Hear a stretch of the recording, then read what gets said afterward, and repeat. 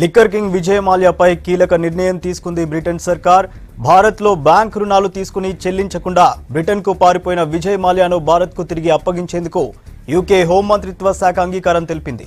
అయితే దీనిపై అక్కడ హైకోర్టుకు అపీల్ చేసుకునేందుకు మాల్యాకు హోంశాఖ 14 రోజుల గడువు ఇచ్చింది. అయితే గతంలో విచారణ జరిపిన న్యాయస్థానం మాల్యాను భారత్కు అప్పగించవచ్చని సూచించింది. ఈ మేరకు ఆదేశాలను హోంశాఖకు పంపించింది. ఇక ఇతర దేశాలకు చెందిన వారు ఆయా దేశాల్లో నేరాలు చేసి ఇంగ్లాండ్లో ఆశ్రయం పొందితే వారిని వారి దేశాలకు పంపించేందుకు వీలుగా న్యాయస్థానాలు హోంశాఖకు ఆదేశాలు జారీ చేస్తాయి.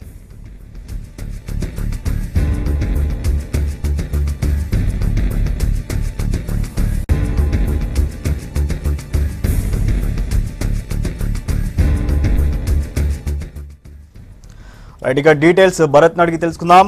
భరత్, చెప్పండి, మొత్తానికి వేల కోట్ల రూపాయల మేర భారత బ్యాంకులకు టోకరా పెట్టిన విజయ్ మాల్యాకు చుక్కెదురైంది. దీనికి సంబంధించి మీ దగ్గర ఉన్న పూర్తి డీటెయిల్స్ ఏంటి? సూర్య, గత నెలలోనే యూకేలోని వెస్ట్ మినిస్టర్ కోర్టు భారత్ కు విజయ్ మాల్యాను అప్పగించాలని దాఖలు చేసిన కేంద్ర ప్రభుత్వ పిటిషన్ పై తీర్పు వెలువరించింది. భారత ప్రభుత్వ విజ్ఞప్తికి సానుకూలంగా స్పందిస్తూ అందుకు అనుకూలంగా తీర్పునిచ్చింది. అయితే ఇప్పుడు కోర్టు తీర్పిచ్చిన తర్వాత దీనికి యూకే హోమ్ మినిస్ట్రీకి సంబంధించిన యునైటెడ్ కింగ్డమ్ హోమ్ మినిస్ట్రీకి సంబంధించిన అప్రూవల్ అవసరం. కొద్దిసేపటి క్రితమే యూకే హోమ్ సెక్రటరీ దీనిపై సంతకం చేశారు, విజయ్ మాల్యాను భారత్కు అప్పగించే అంశంపై. అయితే ఇక్కడితో విజయ్ మాల్యాకు దారులు ఇంకా ముగిసిపోలేదు. కారణం ఏంటంటే ఇప్పుడు తీర్పు ఇచ్చింది కేవలం ట్రయల్ కోర్టు మాత్రమే.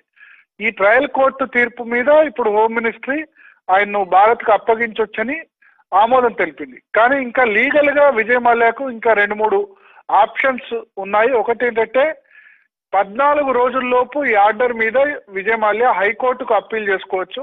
హైకోర్టు తర్వాత అవసరమైతే యూకే సుప్రీంకోర్టు కూడా అప్పీల్ చేసుకోవాల్సి ఉంటుంది. సో ఇది ఒక చాలా లాంగ్ ప్రాసెస్, లీగల్ ప్రాసెస్ అనేది న్యాయపరమైన ప్రక్రియ. సో అయితే మొదటి అడుగు మాత్రం ముందుకు పడింది. మొదటి అడుగులో ట్రయల్ కోర్టులో విజయం సాధించారు. తర్వాత యూకే ప్రభుత్వం కూడా దానికి అంగీకరించి ఆయన భారత్కు అప్పగించేందుకు ఒప్పందం అంగీకరించింది. బట్ డెఫినెట్ గా మాల్యా దీన్ని హైకోర్టులో ఛాలెంజ్ చేస్తారు. మళ్ళీ హైకోర్టులో ఎన్ని రోజుల టైం పడుతుందో అయితే తెలియదు.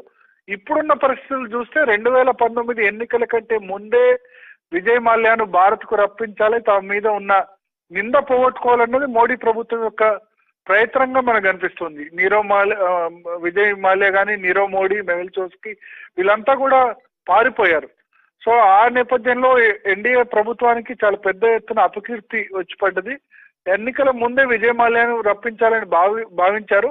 అయితే విజయ్ మాల్యా కనుక హైకోర్టులో అప్పీల్ చేసుకుంటే హైకోర్టు దాన్ని వెంటనే తిరస్కరిస్తుందా లేకపోతే దాని విచారణకు స్వీకరిస్తుందా, దాన్ని బట్టి విజయ్ మాల్యా ఎప్పుడు ఇండియాకు వస్తాడన్న దాని మీద నా అంశం ఆధారపడి ఉంటుంది.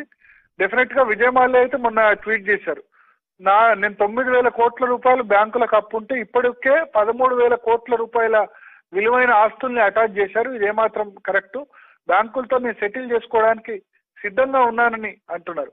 కానీ కేంద్ర ప్రభుత్వం మాత్రం అంగీకరించడం లేదు. సెటిల్ చేసుకోవడం సంగతి పక్కన పెడితే ఎట్టి పరిస్థితుల్లో ఆయన భారత్కు అప్పగించాలి. ఆయనపై ఉన్న కేసుల మీద, ఇండియాలో ఉన్న కేసుల మీద ట్రయల్ ఎదుర్కోవాలని కేంద్ర ప్రభుత్వం భావిస్తుంది. కేంద్ర మంత్రి అరుణ్ జైట్లీ కూడా ఇదే విషయమై ట్వీట్ చేశారు. యూకే ప్రభుత్వం తీసుకున్న నిర్ణయం అప్రూవల్ అన్నది విజయ్ మాల్యా అప్పగింతలో ఖచ్చితంగా ఒక ముందడుగానే ఆయన చెప్పారు. అయితే ఇంకా విజయ్ మాల్యాకైతే ఖచ్చితంగా దారులు ఇంకా హైకోర్టు నిర్ణయాన్ని బట్టి విజయ్ మాల్యా భారత్ కు అప్పగింత సాధ్యమవుతుందా లేదా అన్నది తెలిసే అవకాశం ఉంది. Surya. Right, thank you Bharat.